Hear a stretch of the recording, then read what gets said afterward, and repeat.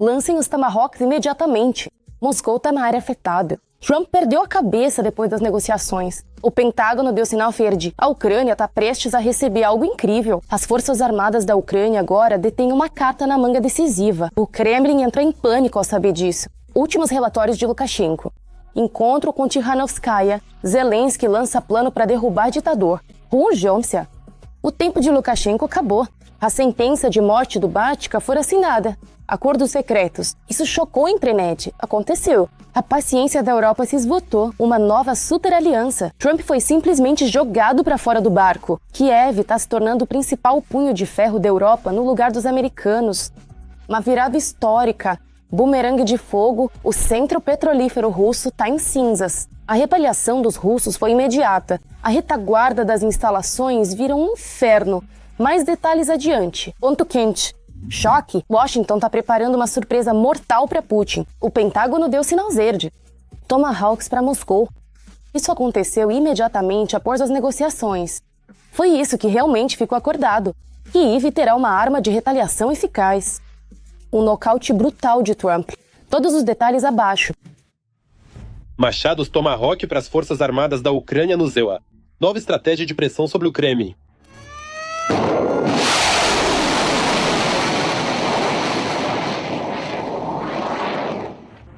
Em Washington, estão discutindo um plano de ataque ao interior da Rússia para forçar Putin à paz. Aqui, dificilmente eu vou conseguir acrescentar algo novo.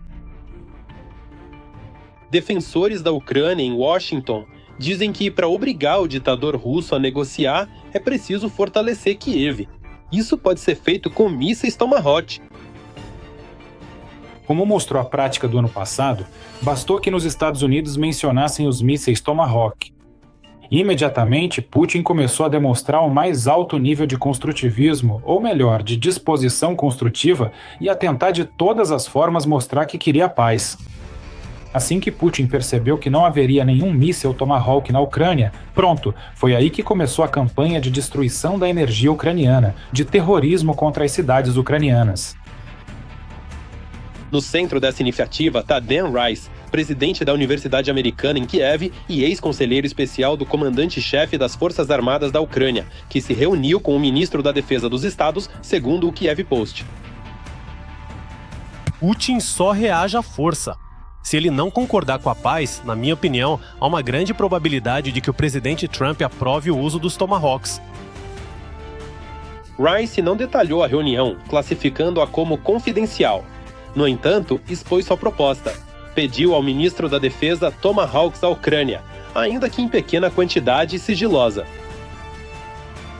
Mesmo que nos entreguem 20, 30, 50 mísseis, isso não vai fazer muita diferença. Precisamos de centenas de mísseis por mês para termos pelo menos alguma paridade com a Federação Russa. E os últimos números? Os russos lançam todos os meses. Existem cerca de 300 tipos diferentes de mísseis na Ucrânia. Devemos lançar pelo menos mais, e de preferência mais, para que possamos realmente pressionar a Federação Russa. A Ucrânia tentou obter esses mísseis dos Estados Unidos mesmo durante a presidência de Biden, mas até agora os Tomahawks ainda não foram incorporados ao arsenal do exército ucraniano.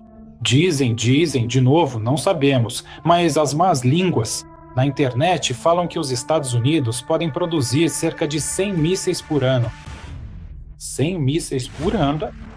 Ou seja, para o cidadão comum parece, 100 parece muito, né? 100 mísseis é bastante. Vamos olhar por outro ângulo. O custo de cada míssil, segundo diferentes estimativas, pode ser de 2 milhões de dólares por míssil, ou 4 milhões de dólares, como por exemplo na época em que os americanos venderam para o Japão.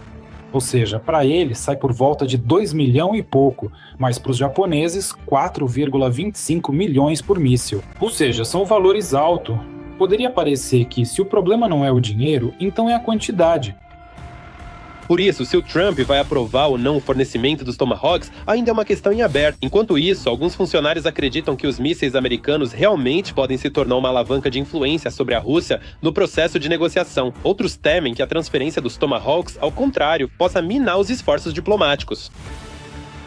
Se os Estados Unidos tivessem dito claramente que, caso a Rússia destruísse o setor energético ucraniano, a Ucrânia receberia mísseis Tomahawk, eu garanto que nada do que está acontecendo agora teria ocorrido. Mas os Estados Unidos têm outras abordagens. Eles tentam convencer o Putin pelo diálogo, manter boas relações com ele, tudo nessa linha. Por isso, sinceramente, eu não acredito, em princípio, que os Estados Unidos, sob Trump, vão fornecer mísseis para a Ucrânia com restrições.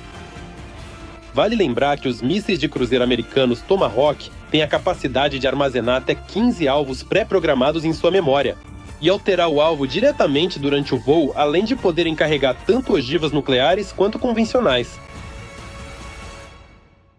O último relatório para Lukashenko. Encontro com Tikhanovskaya. Zelensky lança um plano para derrubar o ditador. O tempo de urgência de Lukashenko acabou. Enquanto Minsk tenta fingir que está tudo sob controle, nos bastidores, a sentença de morte política para o regime já foi assinada. Lukashenko está vivendo seus últimos dias como presidente. Todos os detalhes. Olhar. A Ucrânia entrou em conflito com a Bielorrússia. Pela primeira vez em anos de guerra, Kiev não está simplesmente falando sobre uma Bielorrússia democrática, mas começando a dialogar diretamente com ela. No dia 25 de janeiro, em Vilnius, o presidente Volodymyr Zelensky realizou uma reunião completa com Svetlana Tikhanovskaya, chefe do Gabinete de Transição Unificado da Bielorrússia, que é, na prática, o governo no exílio. Foi um passo politicamente calculado, que precisava ser ouvido. Estamos com vocês, todos que querem que a Bielorrússia seja democrática, e isso era algo que o regime em Minsk precisava ouvir. Durante muito tempo, os contatos com a oposição democrática da Bielorrússia foram praticamente bloqueados. No gabinete do presidente da Ucrânia, partia-se da lógica simples de não mexer com Lukashenko, para não provocá-lo a participar ainda mais ativamente da guerra contra a Ucrânia. Acreditava-se que manter uma distância cautelosa permitiria preservar ao menos a ilusão de neutralidade de Minsk, mas a ilusão se desfez. A Bielorrússia se tornou praticamente uma base completa para a invasão russa. Seu território está sendo usado para o posicionamento de tropas e armamentos russos. E o próprio Lukashenko está cada vez mais envolvido em uma dependência militar e política do Kremlin. Por enquanto, os pits brancos de Lukashenko têm mais direitos do que o povo da Bielorrússia, infelizmente. Houve uma chance em 2020 de mudar isso, e tenho certeza de que ainda haverá outra chance. Mas naquela época, o apoio ao povo bielorrusso simplesmente não foi suficiente. E agora todos nós sentimos o quanto está mais difícil, o quanto está mais caro. O quanto se tornou mais perigosa para todos nós a dependência da Bielorrússia em relação a Moscou. Mas o encontro em Vilnius não representa apenas uma reavaliação do passado, mas também uma aposta no futuro. É justamente agora que o Báltica tem uma chance real de sair do isolamento internacional.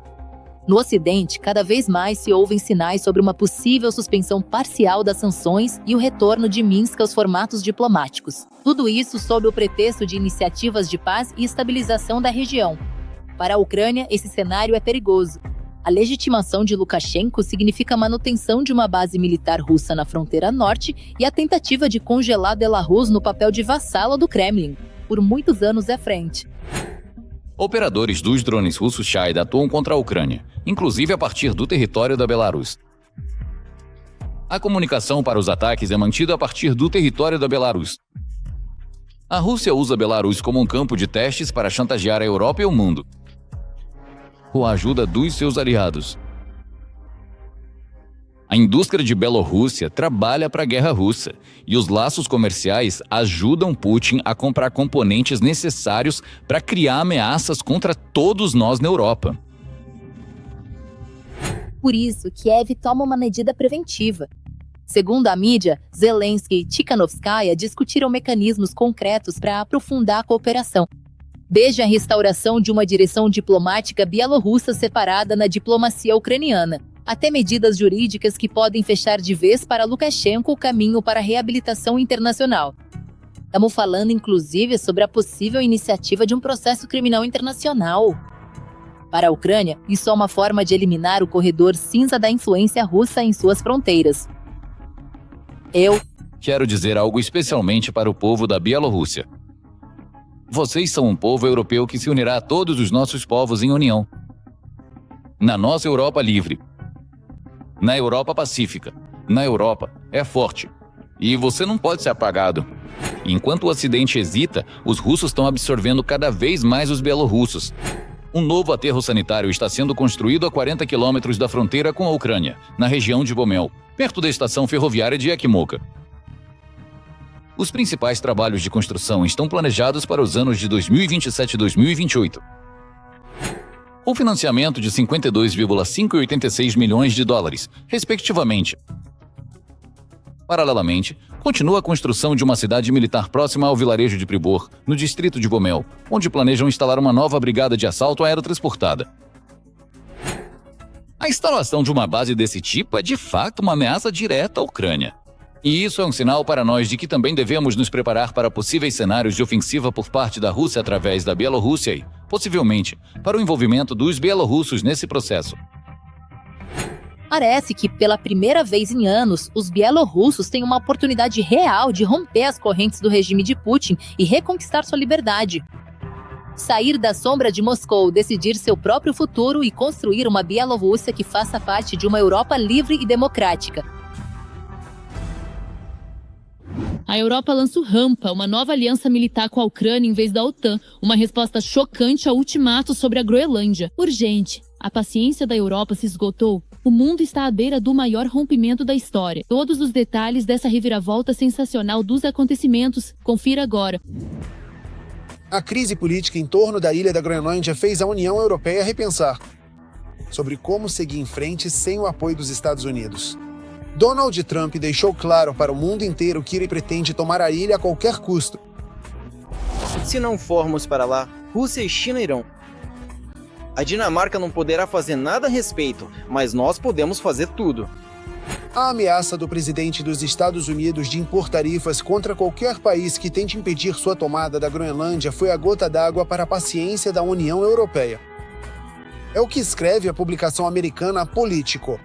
Mas para muitos governos europeus, incluindo os aliados mais antigos e leais dos Estados Unidos, a ameaça de Trump de impor tarifas punitivas contra qualquer um que tente impedir sua tomada da Groenlândia foi a gota d'água. Eles acham que agora o divórcio é inevitável. Em conversas frequentes, autoridades europeias preocupadas chamam a decisão precipitada de Trump de anexar o território soberano dinamarquês de loucura e delírio. Política. Parece que a Europa está pronta para criar uma nova aliança no lugar da OTAN, sem o EUA mais com a Ucrânia. A Ucrânia pode desempenhar um papel fundamental nessa aliança de defesa, devido ao tamanho de seu território, sua localização geográfica, sua indústria de defesa e ao fato de já estar em guerra e possuir uma experiência inestimável. A Ucrânia será peça-chave na defesa da Europa. Primeiramente, devido à sua base tecnológica, em particular à produção bem estabelecida de drones de alta qualidade e a presença do maior exército na Europa. Juraj Maichin, analista militar. Por exemplo, Grã-Bretanha, França, os países escandinavos, os países bálticos, Polônia, Alemanha e Itália. Durante a maior parte do segundo mandato de Trump, trabalhamos dentro de um grupo eficaz sem América, a chamada Coalizão dos Dispostos. E ela pode se tornar o início de uma aliança de defesa entre a Ucrânia e a Europa. A Coalizão dos Dispostos inicialmente tratava das questões relacionadas à Ucrânia. Ela criou laços muito estreitos entre algumas pessoas-chave nas capitais.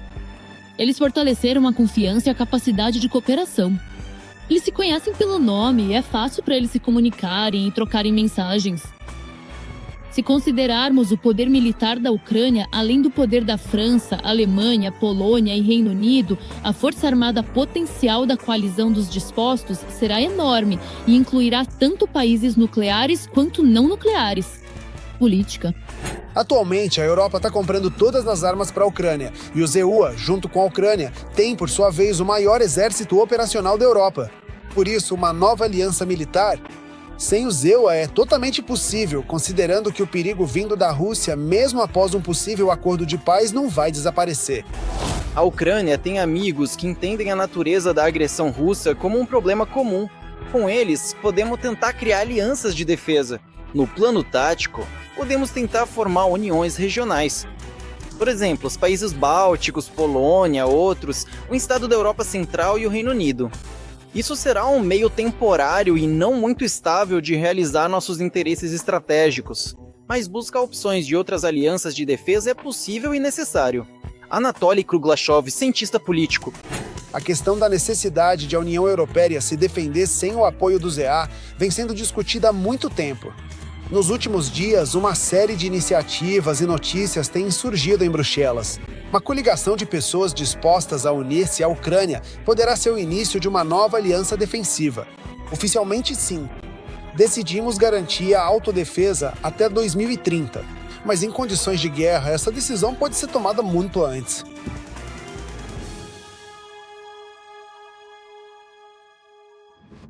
O bumerangue caiu sobre a Rússia. O coração petrolífero está em chamas. Refinarias e usinas foram atingidas. É o início da catástrofe. Os drones do exército ucraniano reduzem a retaguarda russa cinzas. E a resposta pelos ataques à Ucrânia veio de forma instantânea e implacável. Mais detalhes a seguir. A cidade russa de Penza, por causa da ação dos drones, por assim dizer, está saindo do jogo. Lá se vai o depósito de petróleo. Mais tarde, as autoridades locais confirmaram o ataque dos drones e relataram um incêndio no depósito de petróleo. Primeiro, o depósito de petróleo em Penza, que, pelo que eu sei, não é apenas um simples depósito de petróleo. Ele tem, digamos assim, uma função estratégica, no sentido de que é um depósito utilizado tanto pelo exército russo quanto, consequentemente, por outros setores, que garante a logística de movimentação diretamente na própria região, incluindo uma região que, novamente, assim como toda a Rússia, hoje trabalha para a linha de frente. Violações. Essa logística já vai levar ao surgimento de problemas correspondentes. Além disso, informações preliminares indicam que a usina termoelétrica local também foi alvo do ataque de drones. Tem um detalhe, porque, de acordo com as minhas informações, também houve impacto na usina termoelétrica de Penza. Ou seja, estamos falando daqueles ataques que as forças de defesa continuam realizando contra a infraestrutura energética da Federação Russa. Por que esses alvos, na minha opinião, são militares? Antes de tudo, é preciso falar sobre isso.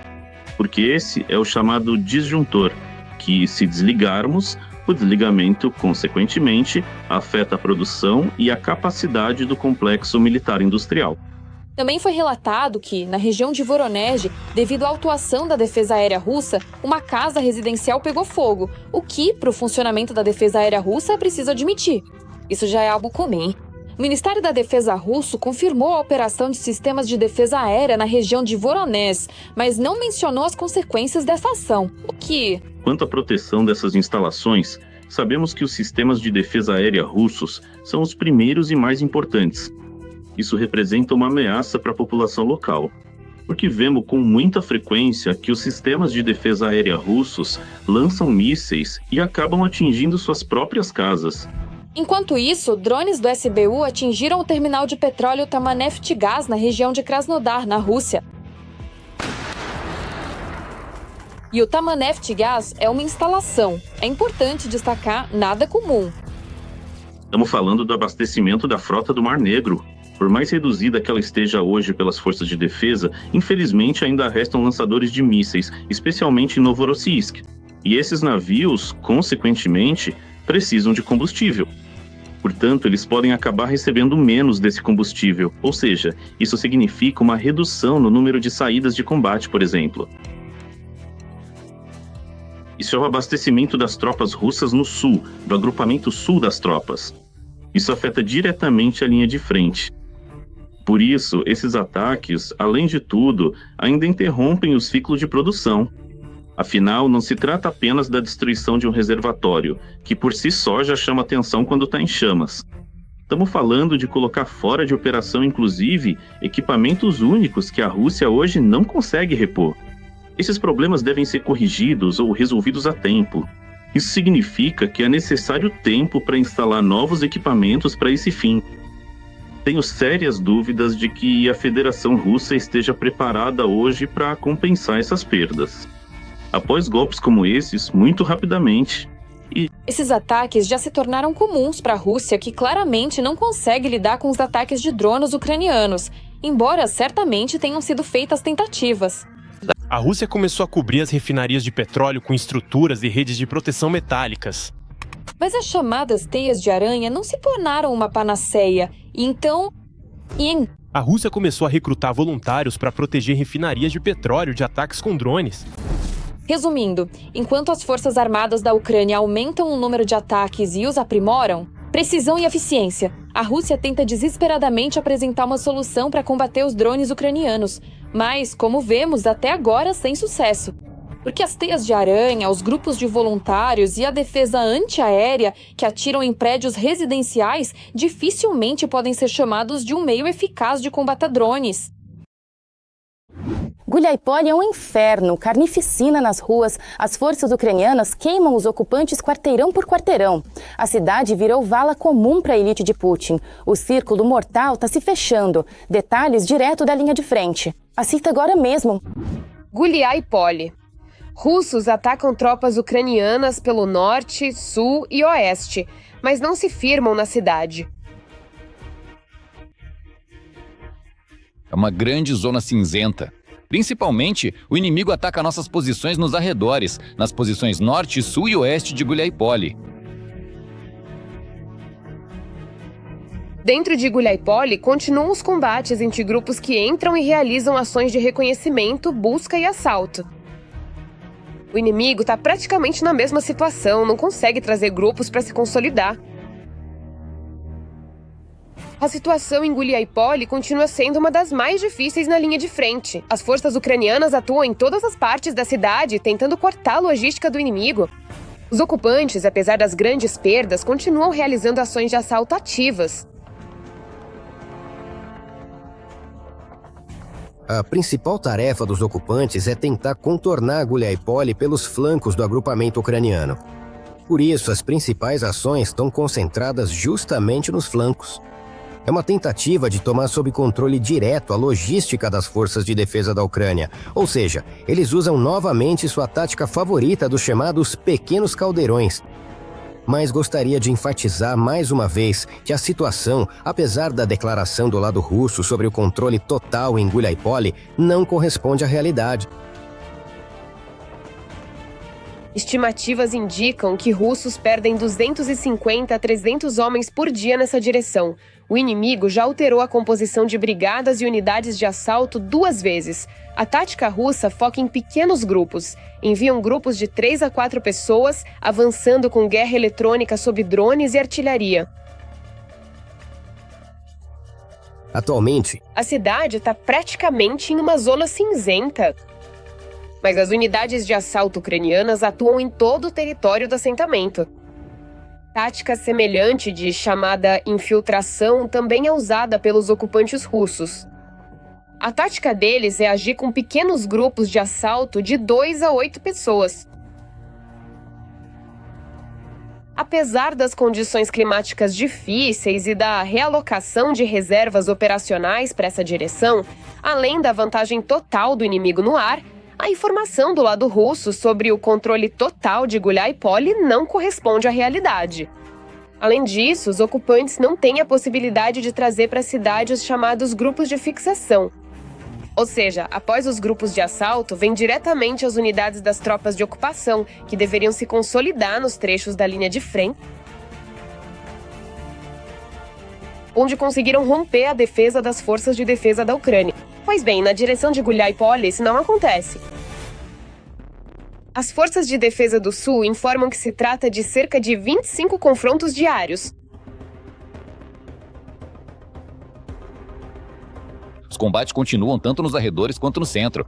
Os confrontos podem durar de 45 a 50 minutos. Na prática, são 25 confrontos por dia. O tempo todo tudo explode, atira, uns vão para ataque, outros também vão para ataque. Drones e artilharia estão em ação. Os russos também não deixam de lado os ataques aéreos. O inimigo emprega aviação e faz uso massivo de drones de ataque. Além disso, segundo as forças de defesa do Sul, os ocupantes estão preparando ataques termobáricos com drones contra as posições das tropas ucranianas na região de Guliáipole. De acordo com nossa inteligência, na direção de Guliáipole, alguns dias atrás, as unidades russas de veículos aéreos não tripulados receberam cerca de 1.500 granadas termobáricas de mão, para que possam lançá-las sobre nossas posições. A região de Zaporíjia, em particular Guliáipole, é uma das prioridades da Rússia depois do Donbass.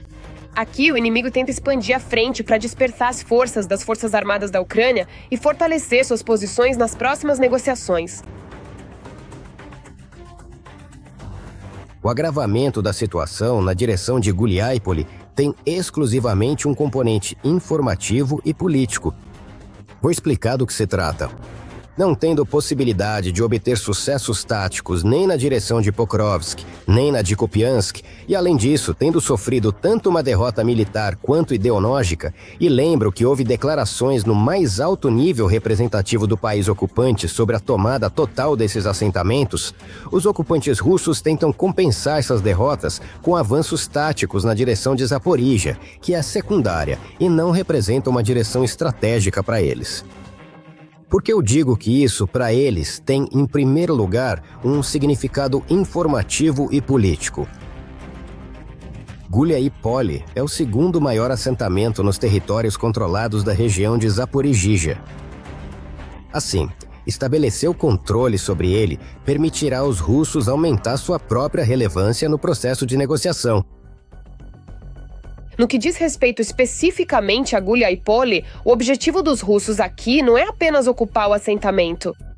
A questão é que há entroncamentos ferroviários próximos e, segundo o analista militar e político Alexander Kovalenko, se os russos conseguirem realizar o que planejam, poderão criar uma base para uma possível ofensiva em Zaporíjia.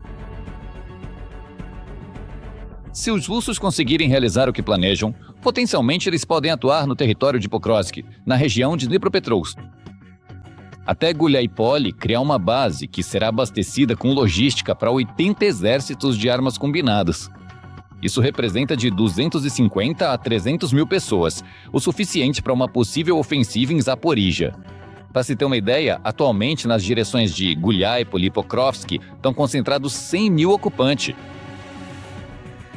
Por isso, Guliáipole não é apenas um ponto no mapa, mas um local estrategicamente importante que as Forças Armadas da Ucrânia continuam defendendo com coragem, infligindo pesadas perdas ao ocupante.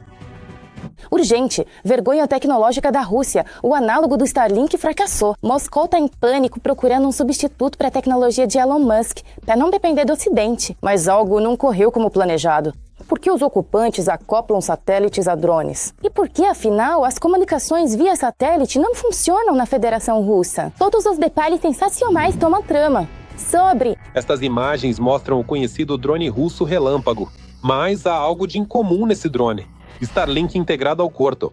No início de dezembro, os russos começaram a instalar modems de comunicação via satélite em seus drones. Esses drones não são afetados por sistemas de guerra eletrônica, mas driblar a guerra eletrônica está longe de ser o único motivo para esse aprimoramento dos drones russos. Eles estão buscando soluções que possam aprimorar as capacidades dos meios de ataque. E são os terminais Starlink que proporcionam essa oportunidade, pois garantem um canal de comunicação de alta qualidade. É evidente que existe algum atraso. É evidente que isso, em princípio, aumenta significativamente o custo das armas, mas entendemos que é muito mais barato do que usar, por exemplo, mísseis como o KH-101 ou Iskander. O arsenal de drones que a Rússia está reforçando está se expandindo. Estas já são imagens do drone BM-35, ao qual foi acoplado um Starlink. Esse tipo de Vant provavelmente já chegou. Até Dnipro e até mesmo até Kiev, essa tecnologia russa também chegou aos Shaheeds. Drones controlados manualmente voavam quase rente ao chão para não serem detectados pelos radares. Um desses Shaheeds, segundo o especialista em radiotecnologia e conselheiro do ministro da Defesa da Ucrânia, Sergei Flesha Beskrestny, atingiu helicópteros. Esse método de chamada otimização dos drones é relativamente novo, mas o Kremlin entende que a Ucrânia logo encontrará uma forma de combater esses VANTs. Mas a Rússia não pretende abrir mão da ideia de fortalecer seus meios de ataque com comunicação via satélite. Por isso, está trabalhando na criação de um Starlink nacional. O inimigo está buscando uma solução para criar seu próprio sistema de comunicação, que lhe permita operar no mesmo modo.